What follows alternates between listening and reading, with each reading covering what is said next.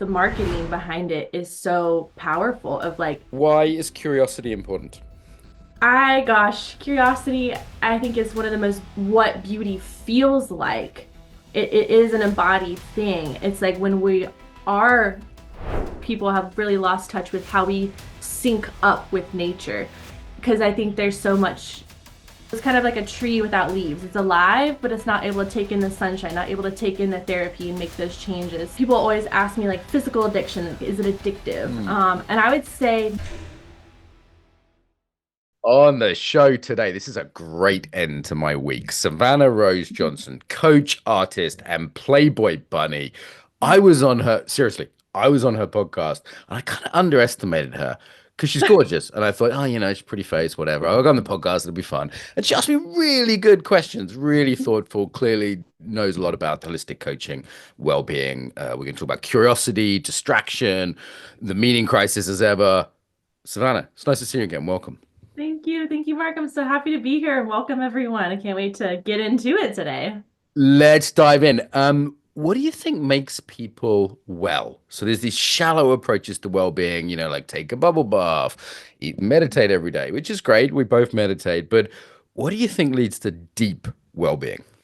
I think deep well-being is not having a desire to escape the present moment. Truly, I think wellness is almost what is like a lack of in some ways, because I think simplicity is key to wellness. I think if you're not satisfied with simplicity, or you're trying to always chase the next thing, or always, I mean, of course, we can better ourselves constantly, but I think if your mind is somewhere else, or you're wishing for something else, or you're resisting the moment, ultimately, I think that's a reflection of not being well, so to speak. Mm. And because I don't think it's always like the material stuff. Like, of course, having a roof over our heads is helpful, but you see people who are super happy and smiling who have less than maybe what you have. So I think it's beyond a mentality. I think it's about you being satisfied and happy with the present moment and not trying to escape anything. Nice, nice. I think it's very easy to take a kind of materialist perspective into well-being, and it can become one more thing to get, the shopping Oh list my kind of God, thing, yeah. rather than that satisfaction. I was just sitting on the couch with my girlfriend having a hug earlier, and our life's quite simple right now. We're not super rich or anything, but it was like, oh, life's good. And it's just some simplicity in being able to be present with that, right? Yeah. Absolutely. I totally get that. I agree. I've had very similar mornings. So, yeah, and I think it's just about allowing yourself to recognize that, like, you don't have to have everything figured out to be satisfied either. Because, like, there's still stuff I'm figuring out and still things I'm working on, or goals or whatever. And I don't allow that to block my satisfaction in the moment right now, because I think it's about taking those pauses and feeling the satisfaction and tuning into your body, and allowing yourself to feel contentment that is a source of fuel. I think it helps you stay even more aligned with your true desires. Because if you don't take that time to feel satisfied and content and present, then I feel like your compass is going to be off regardless. Right. There's a nice sort of yin yang paradox here, isn't there? Oh yeah, I That love that. right, there's this sort of yin of everything is fine. And Mhm. then what I love about the States when I go there is this yang of, you know what? And I can go get it. I can go get what I need. I can go after my goals. I can, achieve whatever the thing I want to achieve is. And I feel like really happy people, they do both. Because otherwise, one side is passivity. On the other Mhm. side is just this constant, Yes. hungry striving that our economic system loves, but it's Yep. probably not so good for the nervous system. Yeah, I totally agree. And yeah, the yin yang, like the masculine, feminine, however you want to, whatever language you want to use surrounding those themes. Because yeah, I would say like you're so right. In the United States, we live in a very like hyper dominant masculine. And when I say masculine, that's like the output of energy, where your focus is going.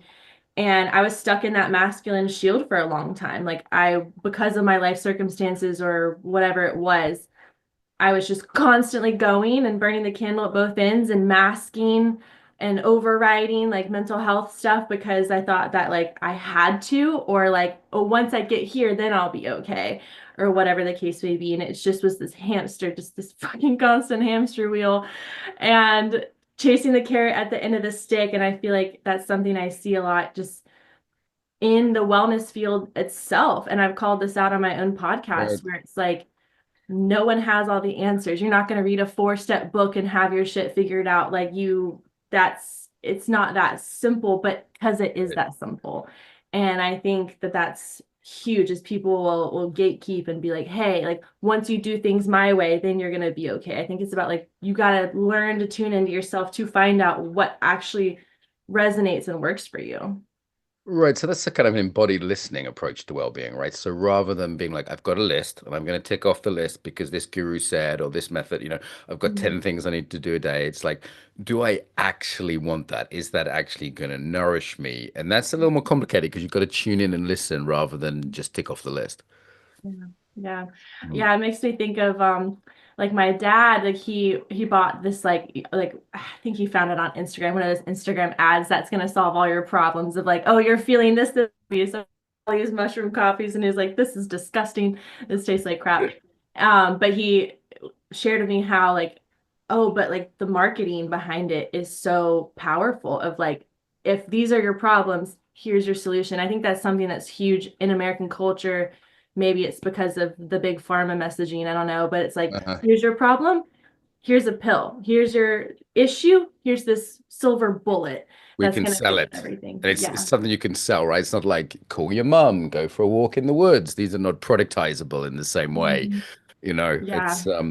you mentioned sort of what Michaela Boehm we had on the summit recently called go versus flow, yin and yang, go and flow, she calls it, which I like. It's very simple, I like straightforward. it. I mean, I don't know you well, but the times I've interacted with you, you seem like a very flow person. And this is a very go world. And I'm a pretty go guy and I'm still exhausted by this world.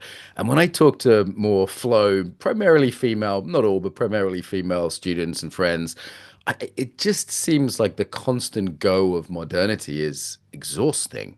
Is that the Yeah. case?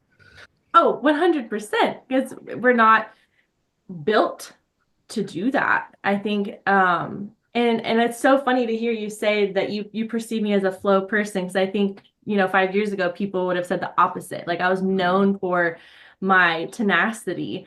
But it was exhausting and it took me a long time to unwind from that and like feel safe in going with the flow. Because I think if we experience all this messaging of like survival is when you're going, like if you want to eat, you got to work for it or whatever it is. And of course, there's some truth in that, but that I don't think that the flow state is as celebrated or even communicated as a necessity just for overall balance and to experience that satisfaction.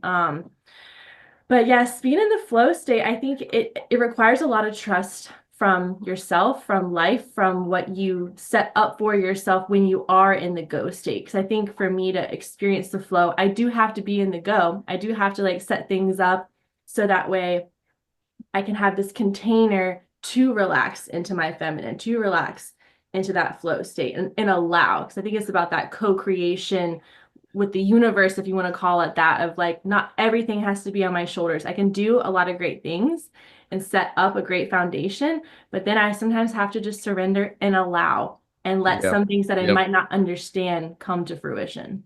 It's nice. You got a good dad, right? I do. I love my dad. Yeah, I knew you did. I knew you did. The people I see who have like the women who have the best flow, it's because they've got this like trust anchor of a good dad, even if it was, years ago. Good. Let's talk curiosity. So, why is curiosity important? Gosh, curiosity, I think is one of the most beautiful states of mind we can experience as a human. It connects us to our inner child. I think that children have this beautiful, just inherent optimism and excitement that I think sometimes we lose touch with as adults as we go through painful things. But and even you even see this with animals. If I talk to my dog in this excited voice, he doesn't care what we're doing. He's just excited. He's like, oh my Just gosh. nervous system is there, right? He's Yes, happily exactly. And I think, upregulated. Yeah. yeah, kids are the same way. I think if even if they don't know what Disney World is, or even if they don't know what a certain thing is, they aren't suspicious of it. They're just like, oh wow, an adventure. Yeah, And without trauma. Yeah, more right. traumatized people populations have less Yeah. trust in that way, right? Than For sure. And I think curiosity allows us to remain in that flow state. And also, I think when curiosity is present, judgment is not.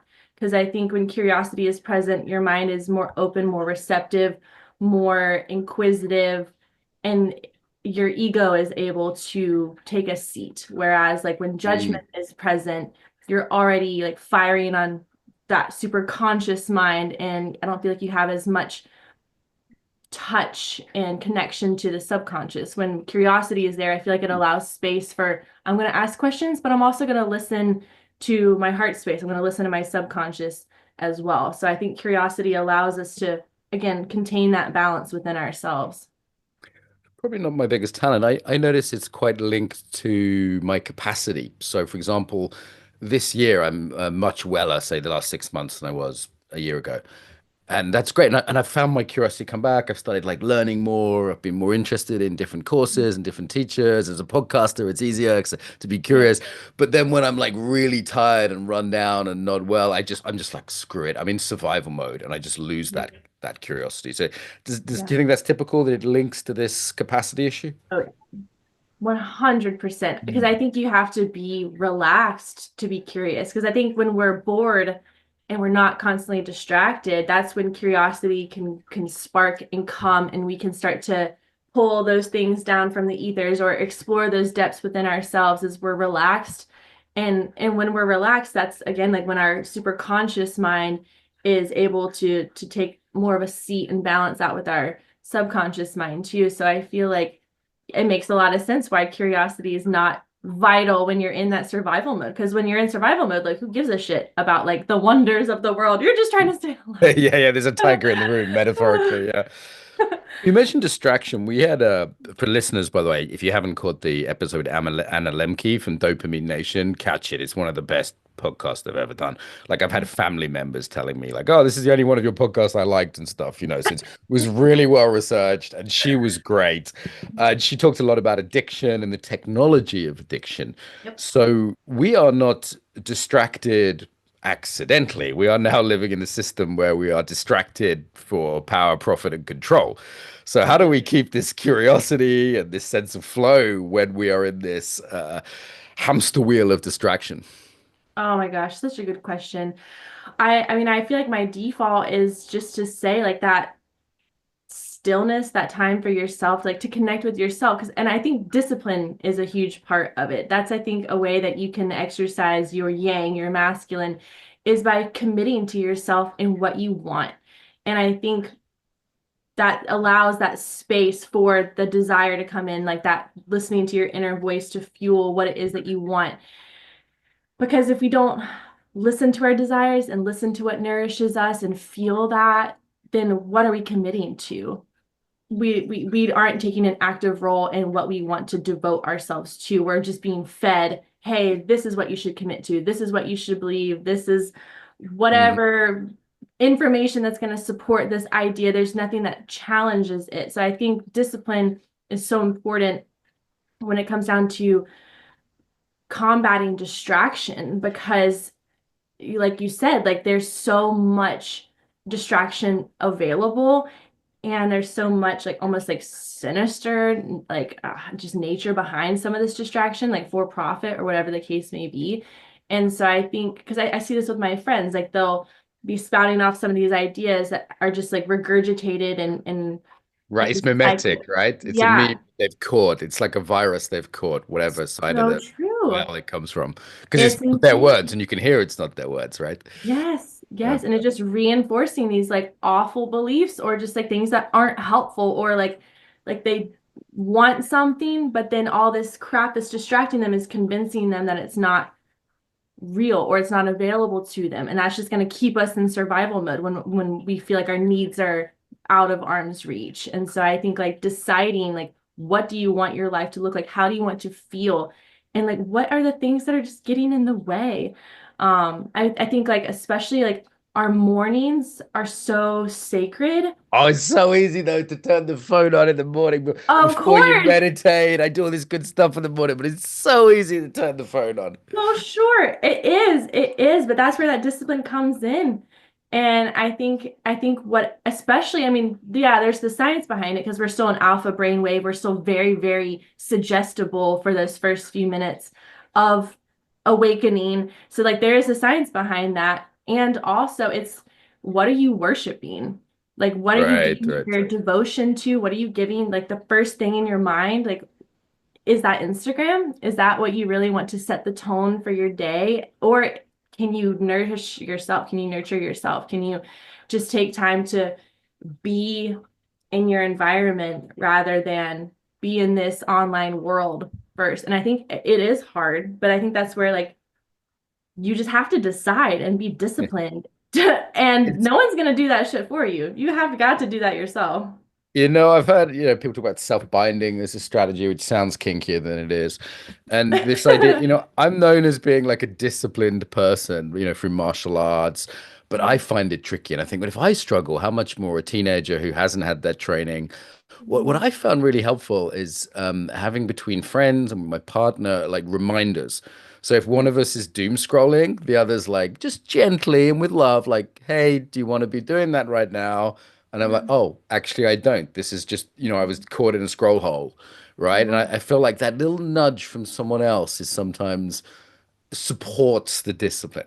Sure. Oh, absolutely. And that's something my partner is recounted on as well. Because for me, like I've set up Sundays are no social media, Oh, no, great, like great, that's like a my Sabbath. detox day. Yeah, yeah. Yeah. Dopamine Sabbath, I think, is a good idea. Yeah, absolutely. And it's like that wasn't necessarily like a specific goal that he's had, but just that almost subtle influence of like, I'm not on my phone, I'm not responding to his memes or whatever it is. And it's like, and then he's just noticed like by association of like me being so present in the day, like he naturally is not on his phone as much. So I think it's almost about like giving each other permission to do that too.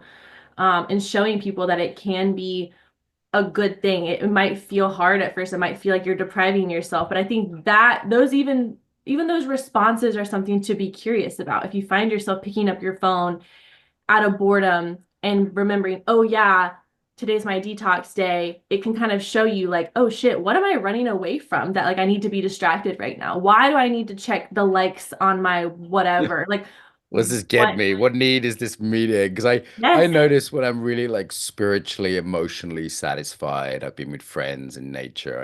I'm at the moment I'm writing a book that has so much meaning to me. The itch is far less itchy.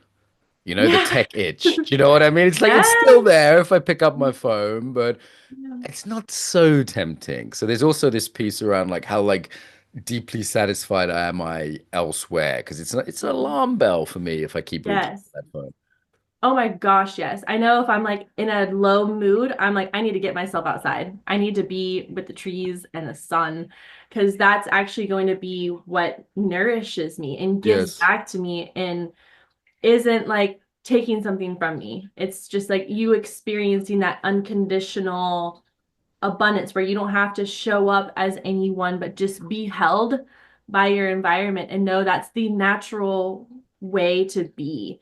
I feel so grateful. Yes, like I grew up like in the time when technology was really starting to pop off, but I feel very grateful to have been a little girl who had her nose in the books, who was outside playing with bugs, and who, yes, maybe was on the computer or had like a PlayStation, but that wasn't my main source of entertainment or even community. I think Right, I see right, right. It that wasn't so the much main thing. now. Yeah, I played computer games a little bit when I was a kid, but it wasn't the main kind Hmm. of thing we did. Hmm. Has life worked out how you expected it? What was that? Has life worked out how you expected it? I would say yes. I would say yes and no. Like I would say better than I've expected. I feel like the more in tune with myself I've become over especially this past year and living in that authenticity and allowing myself to feel that satisfaction and connect deeper with my desires. I feel like the life I live now is a pretty perfect manifestation of the dream life I had when I was a little girl. Oh, Like, wow. Okay, that's cool. yeah. Mhm. I deliberately didn't look at your Instagram before you interviewed me before, but I have now, and some of it's pretty racy, you know? Yeah. Do you still model? There's a picture, a very wholesome picture of you with some flowers and dresses, one with you with a leash, one with you in sexy underwear, one on a bear skin, one with a Yeah. cheetah. Nice cat. That's not a metaphor, literally a cat. But is modeling still something you do? I'm so I curious about it do. because it's just so I love far it. from my world. I love it. Yeah, absolutely. I've been modeling since I was 13. It's such a part of who I am. Hmm. What is it like to be a Playboy bunny? We have to ask. I mean, like Yeah. this is not my world. So what's that like? Honestly, I really enjoy it. It is so much fun. And I think the timing of when I began this journey has been perfect because I did back when I was with modeling agencies when I was in my younger like 20s. I'm 27 now, but I did have that opportunity to get involved and chose not to for I think I was separating from my agency. But honestly, I think it was perfect timing for me to come upon this not under management, just getting to do it how I want to do it. And also, I think having the source or I guess like sense of identity that I have now, because it does require like really strong boundaries sometimes. Not that like Playboy does anything wrong, but like just the community can be Like one what? I that mean, I have tests. no idea. So like, were you talking like creepy comments online, or what are we Sure. talking here? You just never know. I mean, there's so many wonderful people that I get to engage with, and also there's people who, like on any platform, are going to test you just to see. And I think embracing curiosity, embracing a sense of humor has been such a perfect grease for this journey because I think just it allows you to not take anything personally. It allows you to operate from that abundance mindset of, yeah, maybe I'm not everyone's cup of tea, but do I want to be everyone's cup of tea? And so I feel like my fan base through Playboy is super quality because the people who I engage with are really in it because they see me as this multifaceted person, not just like a nice pair of tits. I mean, yeah, my tits are really nice. I will say that. And also like the brain and like how you show up and how you engage with people, that is something that you're able to give to that space and that I love to portray through my modeling as well. It's like, yes, it's racy and also it's so fun getting to portray different fantasies and tap into those different sides of myself and learn from other people, like just the sensitivity and the vulnerability that can also be included in that space as well. And that's like why I created my magazine in a lot of ways too, is like to give people permission to explore these things and it not have to be a shameful, taboo, hush hush thing, something that can be celebrated as a Uh-huh. natural part of, I mean, truly like anyone's embodiment journey in a lot of ways, I would say. Yeah, yeah, it makes sense. I mean, I'm genuinely curious here just because it's Yeah. just, 600 guests, first person that's in that world. What about the idea of objectification? So, would you say you're creating images that are part of that world of sexual objectification, body objectification? Personally, I don't mind if my girlfriend stares at my biceps and objectifies me from time to time, but I'm not sure I'd want to sort of encourage that. And I have in the past critiqued like yoga teachers for doing it less honestly, let's say. So using their sexual gifts, let's say, to Mhm. sell their yoga programs, to promote Yeah. themselves, to gain their Instagram following, but without the sort of clear honesty of like, hey, this is what I'm doing. It's Playboy. So Yeah. thoughts on objectification as an embodiment person? Absolutely. For me, I think it's about maybe this is the embracing of the flow state, but understanding that like I don't have any control over that kind of stuff. And I think it's crazy if someone wants to try to control that or thinks that that's bad. If that's why someone's showing up and wanting to engage with my Playboy work or with my magazine, for example, okay, if that is what they are choosing and the place they want to operate from, that's fine. I don't care. Like that's they can do that if that's what they want to take from it, or if they want to approach it from a different kind of way of like, I want to see a woman who's empowered. I want to read these articles and look at the pictures. Like I think it really just boils down to the individual, and I think that like running away from the objectification doesn't make it less of a problem. I think it's about like, yes, I am an attractive female and I'm choosing to show up in my space as that because I think in the past when I was in this like quote professional world, there was so much pressure and even just like blatant direction of tone down your beauty, tone down the space you take up, tone down and ignore the fact and run away from the fact that people are attracted to you and that you are an attractive person. And it was just so freaking So stupid is because that the in the corporate world you're in the talking here? corporate Like you're world, and I'm working like, in office and people are saying, "Hey, this is too much." yes. And I'm like, what? Why is this my problem now for how someone is perceiving me? Because I like to dress up and I like to wear makeup and I like to be feminine and I smile and I'm nice. And like, yes, I know I have a sexual allure and that's not a bad thing. I think it's about embracing the full spectrum. That's why, like, yeah, my Instagram might be a little bit of like a mind fuck because, like, yes, I'm cute. Yes, I'm wholesome. Yes, I'm also sexually deviant. Yes, I have all these things. And it's like, and that's how everyone is, whether we like it or We not. have Like many sides, absolutely. And there's there are range a there. I'll give you spectrum. that. There's a real range. It is a Yeah. spectrum. And I'm like, why not show up as that spectrum? Like, why not? Because it makes someone uncomfortable that they can't operate outside of the Madonna whore complex of this binary of like she's a So slut just or for she listeners, can't. I know what that is, but do you want to just say what that is? Because I Oh, know some sure. listeners won't know. Yes, I've got it's a this. Madonna here. I don't have a whore handy, but there's a Virgin Mary up there. So do you want to describe Yes. it? Because I think it's a great model. Oh God, yeah. Well, the Madonna whore complex is this binary, this social conditioning, particularly like misogynistic, like for women. I think men also face this too, but it's like it's the and or not even the and, it's the or, the complex of she's this or that. She's a stripper or she's a mother. She's a model or she's a doctor. It's like it's this trying to fit I say predominantly women into a box that other people find digestible and comfortable, and it's dehumanizing. Yeah, yeah. And it also translates, I think, to men because I think so many men, and I see this in the shame that they bring, and that's one of the things I'm trying to bash open with my magazine of like you can be a man who enjoys admiring a woman's sexual beauty and you can learn about women and have a meaningful relationship. It doesn't have to be both and. I want my partner to be attracted to me. I want him to Right, right, desire right. me and want to Yes. ravish me. And I love every second of it, you know?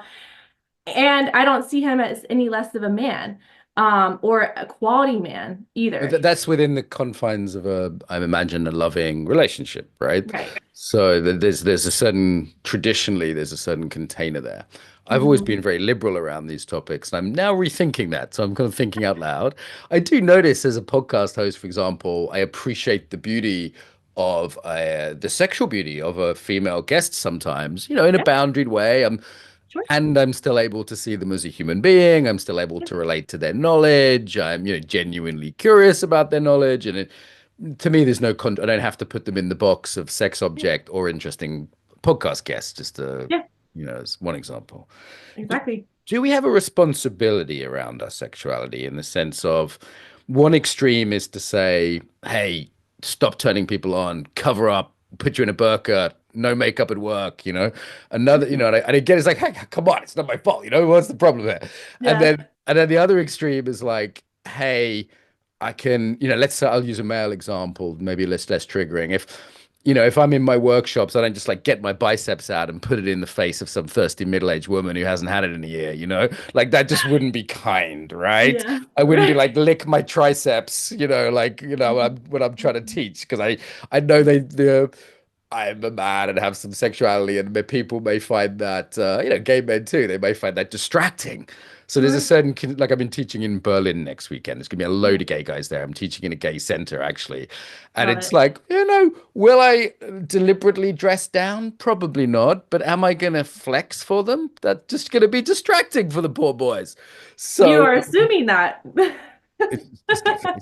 don't make me flex, Savannah. Don't make me For flex. teacher, It's you think definitely a lot of yourself. I flex all the time. It's definitely the case. So do we have some responsibility, or can we just say, you know what, that's on them? I think it's on them.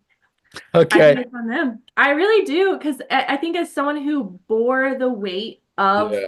Yeah. and took blame for how people treated me or made Right. myself turn down because I was afraid of whatever. Um, yeah, I think it's bullshit. Like people are you because you I could wear a burlap sack and someone still could try to assault me. You Sure. just I'm never not, know. hang on. You've mixed in the idea of assault here. That's not what's on the table here. Like nobody is responsible for their own assault, right? This is a Sure. But crime, I guess like male or with female. maybe not so much as assault, but like attention, essentially, attention. I think that like you can receive that no matter what. And I think it's just about because I remember even like being in another country, that maybe wasn't like known for its safety or respect for women. It was I remember my family being a little hesitant because I would dress Mm, up, I like how I am right now. I just and sure. this is what I do. This is how I am, and they were just really worried about the attention and my safety, and I wasn't worried at all. Not that I'm naive, but I also just I'm kind of like a cross that bridge when I come to it thing. And if someone catcalls me, that's not me doing something wrong. It's them acting on whatever they think is okay. And it's like, I don't want to try to manage other people's desires because you don't know what they're into. Some people are completely opposite. Like, Sure, sure. Someone might have a fetish for Hessian sax, or this is all possible. And just for listeners, if any listeners do see me in the streets, do feel free to catcall me. Okay. No touching, no touching, yeah, but catcalling is allowed. For me, I'm just speaking for myself. yeah. Good, it's a Hey, juicy topic, and I think it's one that's difficult for people to talk about because I hear people just go sure. straight to these two extremes very quickly, on different Yeah, sides. yeah. All right. What are your well-being practices? What do you do to stay beautiful from the inside out, let's say? Actually, Mhm. let's stay with the topic of beauty. I see so many people that are very interested in beauty. They spend a lot of money on it, a lot of time on it, male and female, and they seem to be missing the obvious thing that it's at least half an inside out job, right? Oh my God, it's inside At job. least 50%. So it's Mhm. like no one's denying that physical attributes are part of it, right? Yeah. But I see people who have all the physical attributes and they don't look beautiful. They just Mhm. don't, especially when you meet them in real life. They might look good on, Oh yeah. a photo shoot, but not in real life. And same with podcast guests. Some just absolutely radiate beauty. So let's move to that. How do we build that inner beauty? So we're not just relying on the attributes we have, which do fade in time. Yeah. Absolutely. I think inner beauty is such a huge reflection of just the relationship we have with ourselves. I think I see this so much like if people aren't really happy with themselves, I would say like they're maybe the ones who are more prone to like procedures or using filters on their photos or like they're trying to take on something else rather than embracing who they really are. And I am guilty of this myself. Like having been in the modeling industry for so long, like it's weird for me to see a non-airbrush picture of myself. And I can sometimes be my own worst critic with that because I'm just so conditioned to like, this is what's beautiful. And in playing this like almost a character in a way, then when I see just like pictures with my family or friends, I'm like, oh my gosh, who's that troll? But it's like, but it's because it's normal and natural. But I think as I've developed this relationship with myself and just really owned what beauty feels like. It is an embodied thing. It's like when we are not stressed out, like when I'm relaxed and Right, that's a big one, huh? nourished, Yeah, yeah. relaxed, nourished, good sleep, just the basic human things. Uh-huh. That's when my Uh-huh. skin is glowing. That's when I can like smile more genuinely. And that's when my hair is more lustrous. It's this outer beauty is so much a reflection of how we care for ourselves consistently. And again, that discipline piece circles back because if you only brush your teeth every so often, of course you're like not going to have pretty teeth, but it goes beyond like the hygiene aspect is like, are you showing up for yourself? Are you putting in this effort to yourself? Because I see people all day long who are stuck in that codependent cycle. They'll do everything, move mountains for their work or family or lover or whoever it is, but then give themselves the bare minimum and then wonder why the reality is insufficient or why their relationships are challenging or why they're not getting paid what it is that they want to get paid. It's because like they're not tuning into the relationship with themselves and keeping it a priority. Makes sense. So there's this sort of looking after oneself, deep aspects to that. What about morality? It strikes me that good people are prettier. It's really that simple. Like people I know who are generous, who are kind, they're like that can take a five up to a nine, like someone Oh yeah. who's just absolutely got that good heart. And Yeah. I don't get why that's not obvious because it seems that's ignored by people. So any thoughts on that? That's a really interesting thought. I mean, I would say for the sake of sounding like super woo-woo, like I think it's like an aura thing. I think it's like the energy that you radiate, Uh-huh. like that is just one of those unseen magnetisms. If you're happy with yourself, and you're not judging yourself, you transmit that. And I think you'd allow other people to gravitate towards you because you are showing up and not expecting anything from them, or you're just showing up and giving yourself that permission and freedom to be happy, and you're not requiring that from anyone. So therefore, it gives them the freedom to, I think, mirror that. And also, I think that's one of the huge things why people love celebrities so much is they see this larger than life kind of persona of someone who loves themselves and is showing up as this confident person or whatever it is, and it's like moths to a flame because people are trying to seek out and gain that from someone to really call it home to themselves, because like they see that and they're like, oh, that person wears whatever she wants, I want to mimic her because I really just want to wear whatever I want. And so I think that's something like that contributes to people's overall just magnetism and attractiveness, Hmm. is Hmm. really again like that relationship with themselves, and are they wearing a mask to be, they're just showing up as themselves and therefore inspiring you to do the same. Nice, nice. I wonder if some of it's like nervous system health. Like, I notice Totally. people are attracted to me if I'm upregulating them in a positive way. I'm giving them some sort of energy, inspiration. I can see you doing that really well too. And then other times, like, downregulating, like my girlfriend's stressed, she's on a period, and I'm just like talking to her in a deep voice and she's relaxing. And, she's like, like this, that up and down regulation in a positive way. Yeah, That I think that's a big part of it, right? totally. Mm, mm. Any other favorite well-being practices we want to sing the praises of to tell the world that this is a good idea? Hmm. Get outside. I mean, honestly, I think there's just so much that we've lost touch with as, I mean, we are society creatures and I think society is necessary, but I think people have really lost touch with how we sync up with nature, because I think there's so much, again, just conditioning and programming of whether it's 9 to 5, 365, and we don't realize that like that's a new thing that we're operating under. That's like the Industrial Revolution It's that brand has, new, right? We didn't evolve for it. yeah, Yeah, yeah. exactly. So people are experiencing like the seasonal depression. They're like, "Oh, what's wrong with me?" And I'm like, "Literally, you are so in sync with nature. It's a good thing. Like you're not supposed to be firing on all cylinders all the time. That is not natural. We are not machines. Like we are cyclical creatures, especially women. We're like super cyclical. We sync up with the moon. Like it's wild." So that being said, like just getting outside and just reminding yourself how small you are. The birds don't care about your problems. Like they don't. And I think that That's that's nice. huge. No, truly. Because then I think you realize like, oh, they really don't matter. Like nothing really matters. And I'm not saying that as like a pessimist, but it to hopefully liberate listeners to know these things that they cling on to that feel so outside of control. There's so much choice in that. And like my work with psychedelics has definitely helped me understand this. Like as a psychedelic integration coach, like I see people who come in, they have the weight of the world on their shoulders. We do a ketamine experience together. They gain new perspective, or they're giving themselves permission to put it down. And then that thing that they're stressed about at the end of their session, or even like a hypnotherapy session I'll do, it's like, oh yeah, what was I stressed about? Doesn't really matter. An hour ago, the world was ending. And then just like taking that break, taking that time to not just check out, I wouldn't say that, but taking that time to tune in really with themselves helps you realize like you don't have to sink your claws into everything. Sometimes it's the letting go that actually solves the problem. And that stressing about it doesn't do a damn thing to fix anything. You're just Right, wasting your right. energy on stress. Sort of back to acceptance, really. Can I ask you about Special K? Because I have always stayed away from ketamine. I Sure. heard it was a horse tranquilizer. It sounded pretty heavy to me.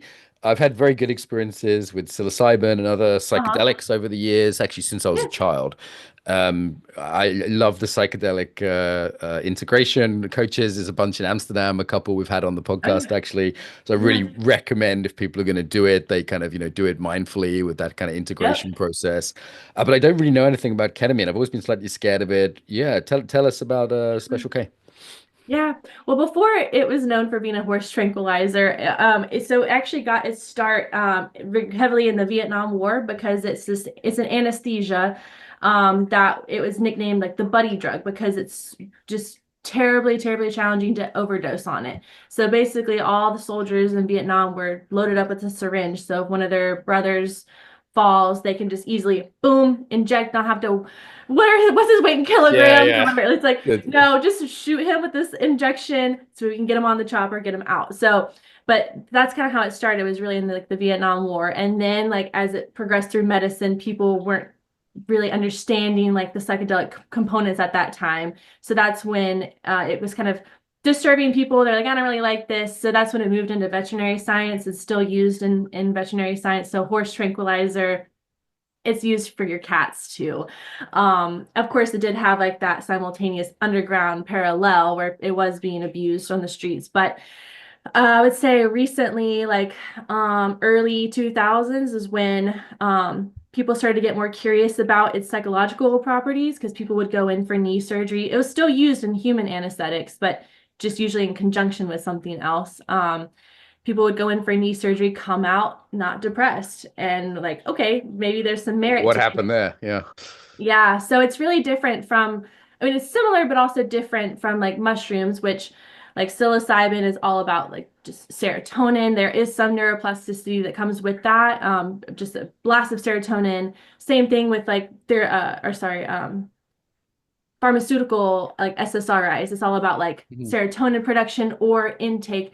But with ketamine, it's a little different because it's all about the glutamate in the brain. So, like when you're going through something like trauma or have been stuck in a depression cycle, it's like your brain is dormant, so to speak. And sometimes it's not always able to pick up on and make those changes due to it being so rigid in those cycles of depression or anxiety, which is needed for survival.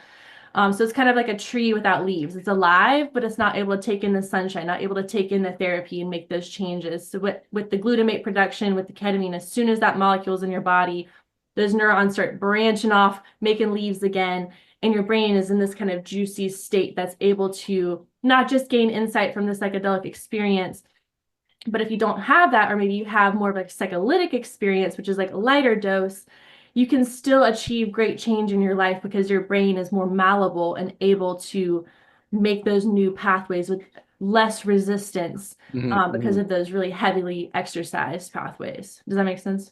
Yeah, I always noticed the sort of increased neuroplasticity after mushrooms.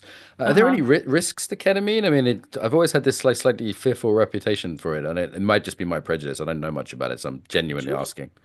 Yeah, I would say it's very low risk, like compared to like other anesthesias. I would say, like when I work with my clients, because like people always ask me like physical addiction, like, is it addictive? Mm. And I would say not physically addictive, like something like heroin, where you will develop a physical Yeah. addiction, or like alcohol, you will develop a physical addiction, but it can have sometimes like emotional dependency Right. challenges. So sometimes I'll see people maybe like the ketamine is maybe like their only tool at that moment in time to help them process. And they're like, I need more ketamine. I need another appointment. And then that's when we start to get curious. And I'm like, okay, I'm starting to see some emotional dependence. Like you've got to learn how to process stuff beyond a ketamine experience. Like let's try something else. Let's try breath work. Let's try meditation. Let's try whatever it is. So that way they don't feel like that's their only tool, so to speak. And then of course there is some like research where it's like extended outside of the clinical model, but extended abusive situations that can have issues or develop issues like with your kidneys and stuff. But that's none of my clients are going to face that Right, because it's right. all That's not regulated that's and stuff. another So, another kind of but it's a very, I would say, low risk, just medicine in general. I really, really appreciate it and all the healing I've been able to experience myself, having gone through my own training and just like the hundreds of sessions I've done with folks. Like it never never ceases to amaze me and impress me. Okay, good to know. Good to know. So any other topics we haven't touched upon that are just kind of like you're just loving right now? Anything that you're sort of deep in that you Mm. think, you know what, let's touch on that before we wrap up. Oh goodness.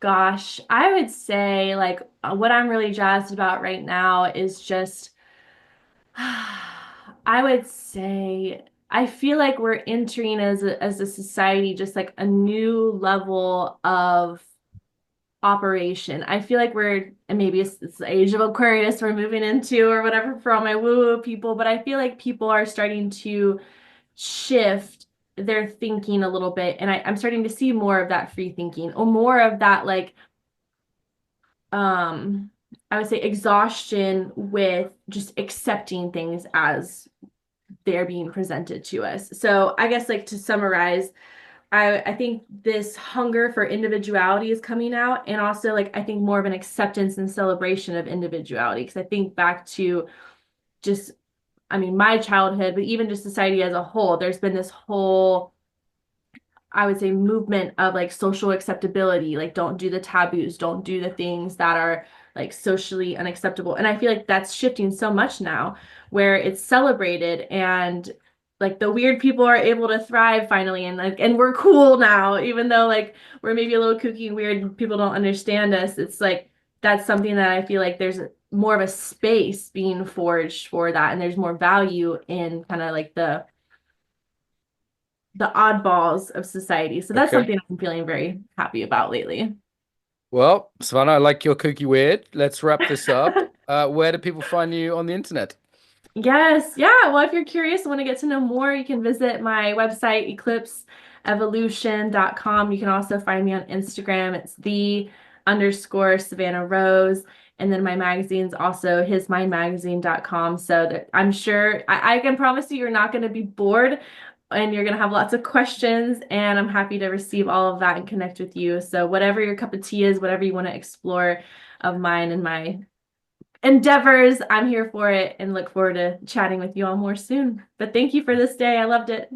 Savannah, thanks for joining us.